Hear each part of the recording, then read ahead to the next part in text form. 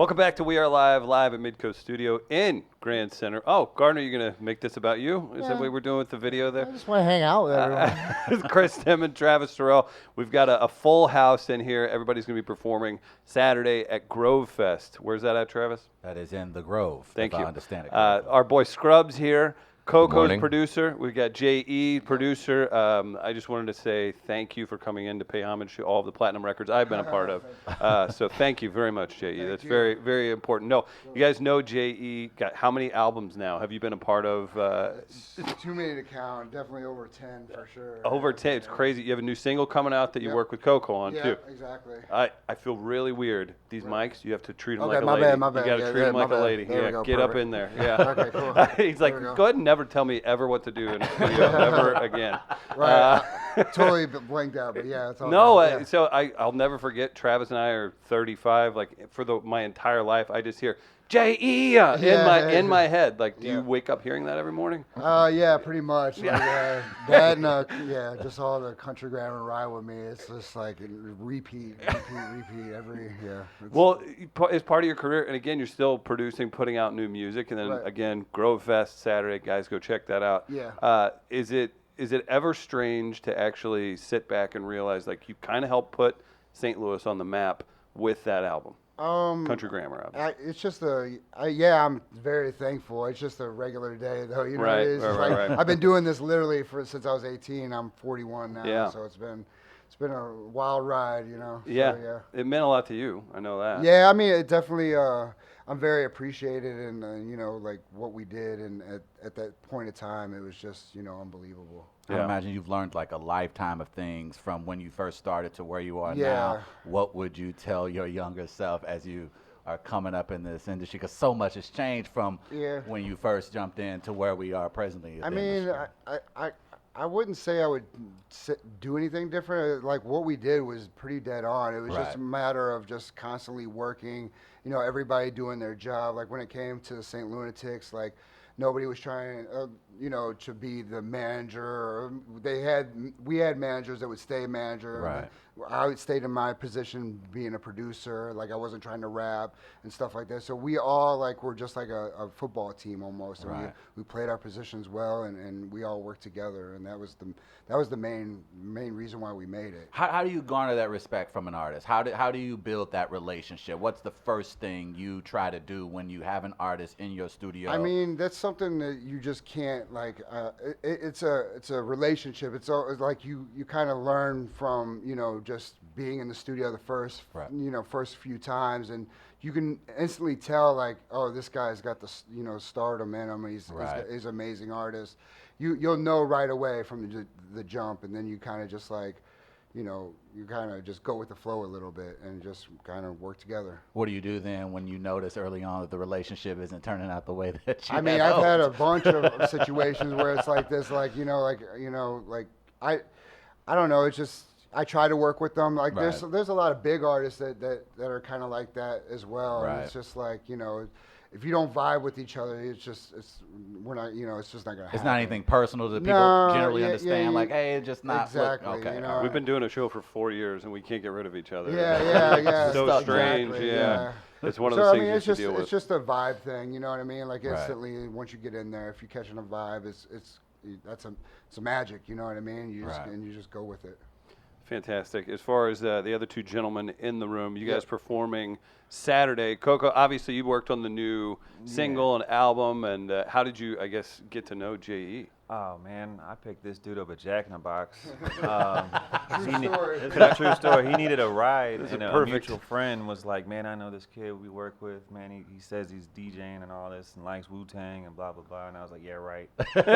We thought we was the only kids in St. Louis that was hip on that, and then yeah, man, we took him to his crib. All he had was a mattress and a bunch of posters on his wall and a turntable set. That was it. And he just started getting down. And, I mean, he really was about his business. So eventually we just started linking up. We started rapping in his mom's basement, recording on a little 4-track and at parties. And we just clicked, man. It's just one of the things that we instantly. Do you recall the moment when you knew, like, all right, this is what we were meant to work together. We were meant to make some music together. When did you know? I mean, just his craft on DJing, I thought was, he was already there. But once he started getting into producing, I never thought I could produce in the get-go because I never was musically trained. But then once, stuff started coming around, he started learning how to do stuff. I would kind of put my insight on it. I thought I could rap at the time. That's what I thought I was gonna do. I still rap, but at the time, picking each other up. I like that. And so he basically was the first one to make it happen, and then we all followed basically. So you don't have to be musically trained. You just got to know how to work the equipment and have a good ear, and that's really all it was. We just all loved music. And tell us about the new single. New single? Oh man, In My Bag. It once he said what this whole project was about, I knew he had it in the bag. You know what I'm saying? Right. Because he's been doing this for a while with So video on games. brand. That's so good. You know what I'm saying? He's been doing them video game things since his mom's basement. So once he said that, I was like, man, this is a home run. So we just kind of threw back ideas, and I got the chance to do this one with him, and so we did a couple others together, and I think we were talking about more ideas on the way here too. So. Well, you recorded this at Gaslight as well, right? Our buddy JB, bring your own. I did. You haven't been. Okay. We just shot ideas back and forth. Been working on that. Originally, I had the idea. There was an old Nintendo game called Wizards and Warriors for all you '90s NES players. So I had. We all just got like, oh. Yeah, exactly. It's like a real nerdy game, but any which way, like I had the theme, and I was like, man, this would be an amazing beat. And I literally threw it over to Coco, and I was like, "Hey, man, start this up, and we'll take it from there after that." And sure enough, like he sent back straight fire, and we gave it over to Scrub, and Scrub started placing it with all the artists and whatnot. And that was, to be honest, that was the first song that was done, and it was like it set the bar so high. I was like, man, this is amazing. Like, this is going to be an amazing project. It just kicked off like the whole inspiration for the project. So we have some listeners asking if Grove Fest is actually family friendly. It is, for sure. Performances, all that stuff. Hopefully the weather steps up. This 95-degree crap can 2 p.m. I believe kicks off till 11. Till 11. That'll be a good time. Scrub. So what's it like for you? I don't even mean to say up and coming. You've accomplished plenty locally and touring and everything like that. But what's it like for you to kind of connect? You grew up in the area. Oh, yeah. To connect with guys like this that have these credits behind them, like international credits, all the stuff that have been part of such big moments in a craft that you live. Yeah, absolutely. These cats are legendary in St. Louis, no question. And we all grew up listening to their records. And it's funny now, like, we'll be doing studio sessions or rehearsal or something. We'll go grab a drink, and I can't go anywhere without hearing the damn songs now. Like when you're hanging out with them, so, it's pretty crazy, yeah. And I went to a Red Bull presentation here a couple years ago. They had Peanut Butter Wolf and Jay do a talk with the artists, and I was sitting there in the audience as a fan. And soaking up game. So to be making records just a couple years later was a super dope opportunity, and I jumped on it, of course. And I don't know, I'd say everything has gone extra smooth so far. Like we just cranked out a whole album in essentially a little over a month, and that's a big credit to all the artists that are involved. Right. But so that was really my role, was to just kind of link the right people with him and the right records, and I don't know, it was a piece of cake, really. He's like literally been executive producing the whole thing. Wow.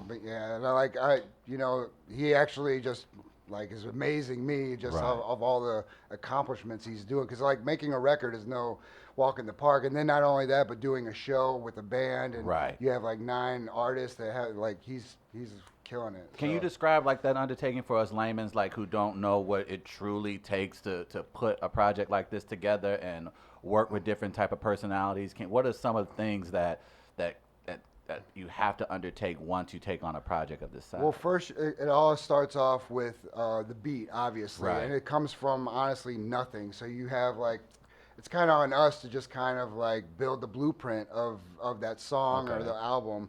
So for this album, it was like all 8-bit kind of sound, like Nintendo video game type stuff. So once we start, getting some ideas together, then we make the track, and then obviously we send it over to Scrub, and we start figuring out the artist, and then start recording the songs and putting the vocals over the beats.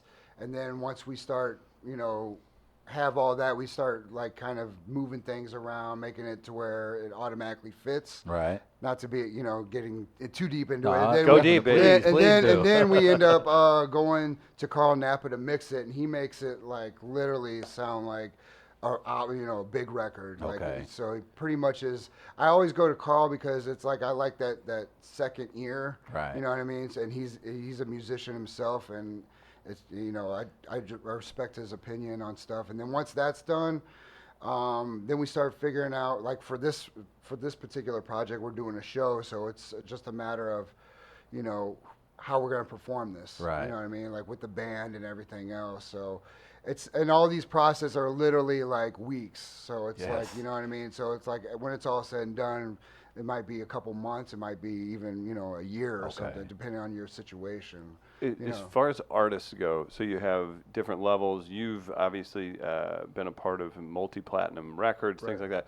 What is the difference between somebody going like this, like Scrub is, Right. and then somebody who's up at the top already? Like, is it just literally like finding the right door? Just I mean, because the talent, there's a lot of talented people in the world, and not that many people that I can't reach sit the here and level say of that success. there's a blueprint for success in the music, especially nowadays because you have Yeah. the internet and like it's just like I always say, the internet is like a Rubik's cube.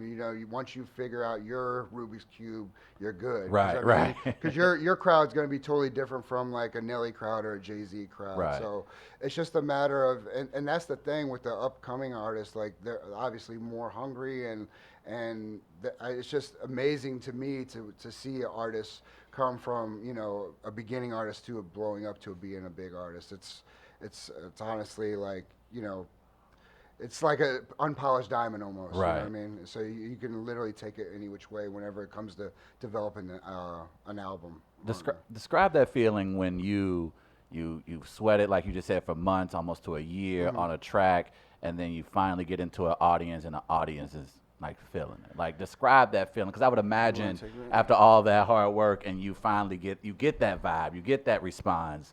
Like, what is that like? I mean, that's the magic, that's the Right. goosebump moment. That's the I got That's the something. drug, right? Yeah, that's really what you're chasing. Right. That's the dragon. You're chasing that dragon.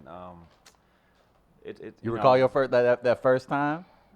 Let me fill you in on Coco. Coco did Shake Your Tail Feather over and over again with Tim McGraw, a bunch of other joints. Yeah, I mean, I remember my first time for sure.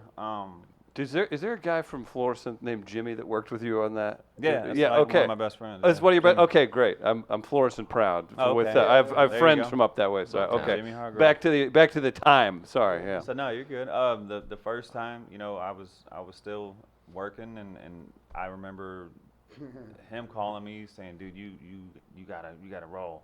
You gotta leave work," and I didn't have no sick time or anything. So I'm like, "Dude, I can't just roll out." And he's like, "No, you're gonna want to roll out. You got the first single, with Puff, and we gotta go to New York tomorrow." So I'm like, "Oh." Oh So wow! Oh, that kind of rollout. Yeah, Oh, that wow. kind of rollout. Now you're Really okay. rolling out. So I basically worked something out with my supervisor, basically saying someone died, and You hear that, kids? Hear that? All levels. All levels. and I didn't know where I was going. Honestly, I just here's an opportunity. I'm going to work with somebody I even grew up listening to, Right. and now I'm freaking out. My first song, and then we all. his first I didn't even know how to single. track out a damn beat. We tracked it out of his house in Pro Tools. Now I was that new. Wow. So I was just like, man, I what? think the beat was just honestly like a 4-bar loop. Yeah, it's a It was- 4-bar there was loop. really no Right. breakdowns or anything, and yeah. It was, So yeah. we got up there, and I just remember sitting in the studio, man.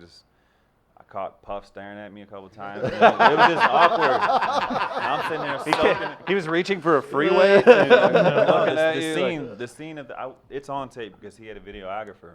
It was literally like some Chappelle stuff. Wow. Like we were sitting there. This dude's got this chick with muffins walking around, champagne. He's got his two ways, his phones. Dude's writing his verse. We're all sitting there. Everybody's just having a good time, man. And it was just a surreal moment for me. Because I'm sitting there soaking it up about this is where they did Biggie's album. This is Right. Puff. It was just a crazy moment, man. And then once I got home and it started making of the video and then it was on the radio, that's when I was like, yo. And then people were like, well, what are you still doing here? You didn't do that. You didn't do that. And then I got my publishing deal, and I grabbed my stuff and basically left out, like, baked and like, you're cool, you're cool. That's basically how that went. And, ever since then, man, it just kind of rolled out for me, man. That's dope. And I was just, you know. Scrub, you gonna do that? Absolutely. Yeah. Can't wait, man. I dream about it every night. I look forward to We'll that. set And a you lot can of even tell me to fire. fuck off. It's Yeah. fine. I Hell get yeah. it. I understand. Going straight to a family reunion first. I told you. I told you. Oh, you'll get new family members. Assholes, on. yeah. Yeah, you'll have cousins you didn't even Oh, know. yeah. They find you. So wait, okay. So of the three of you, how many will be implicated in Tekashi 6ix9ine's next testimony? Is that, are you We're all guys- eagerly waiting. No comment. No comment. He already said something about me, so I'm after him. Said something. Man, I can. Have we ever seen anything like this guy before? No. But I tell you what, they're gonna cash out on this kid when he gets out. Mhm. There's gonna be like a Scorsese movie about this. That's what we were It's a saying. crazy story, man, It's a and I crazy think story. it's interesting. I mean, How do you feel? So we kind of debated back and forth about this. Like on one side, it's like, hey, dummy, this is very obvious that you don't do it like this. But then the other side of it's like, and I'd like to say that my name is Travis Terrell. As I say is this, not his you can name. find me in St. Louis, That is Missouri, not- that is typically not- around that the is Blackjack not- area, that is not- do not put and me at on Black the to the streets. Future on Twitter if you have any No, don't issues, do that to me. Mr. Folks. No, but then there's also like, well, the organization that kind of put him up, like, you were dealing with this guy who's not a real like dude, and he's gonna fly off the handle at some point, and you just probably didn't expect it to go like this necessarily. I guess like, the better who's question responsible? is, how many posers are there really in the industry? And when you encounter Tons. those kind of people, like Yeah. obviously everybody has to Right. move a certain way. How do you obviously do your best to avoid those kind of And people? I said because it- they can put your career Yeah. in jeopardy. I mean, I just saw him none in square up my at the circle. airport. None of your I knew it right? would. I don't know. Yeah, I don't know about it. Yeah, I have no idea. I'm going on the record. I am on not familiar. circle is square. You don't know any phonies like that? No, I do. You know, there's a couple in St. Louis I think that are Fed ops. Oh. No, I'm just kidding. Oh, I'm gonna need you to talk directly. I'm sure that there's plants. They said he was Sure. a plant from the get-go. Yeah. They put him in there in that situation, but who knows, man? I think the kid finally realized who was in his corner and who wasn't. You know what I'm saying? And if my friends set me up to get robbed and all this stuff, I don't know. But I guess a better question are that how important is it for you to build a circle of people that you can rely on and trust, especially again in this industry where I'm sure you learned very early, like it's a lot of people who play the politics, and it's important to have people in your corner that you can rely on and trust. Oh yeah, there's a lot of people that play just to be cool, just to be a part of being cool. Wow. Like damn, Jay's this and that and this and that, and he's on the top of the billboard. Let me hang out with him and just be cool. Yeah. And then Wow. they're really not there for you, you know. Right. You'll see it. Yeah.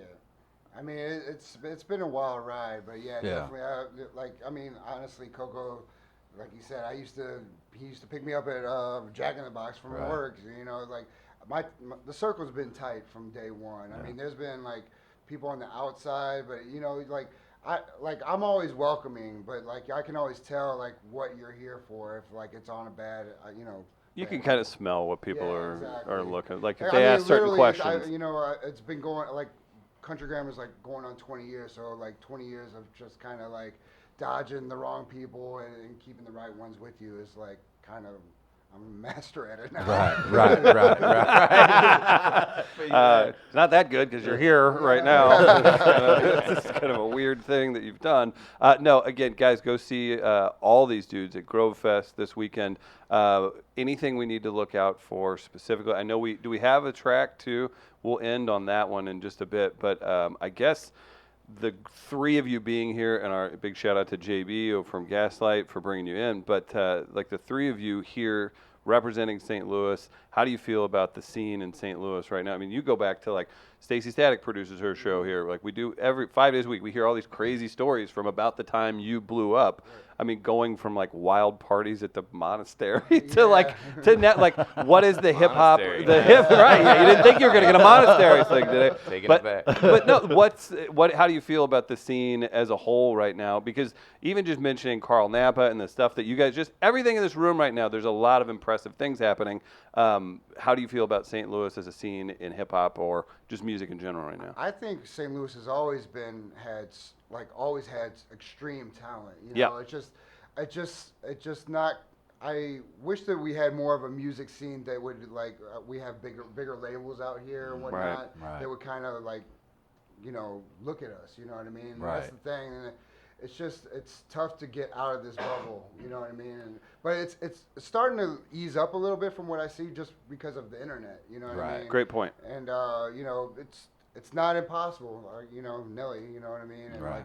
Chingy and everybody else. So it's not impossible. It's just a lot more work. You know what I mean? Because you got to actually fight to be seen outside of St. Louis. Right. And that's pretty much how you make it here. Back in the day, now Right. it's starting to ease up a little bit.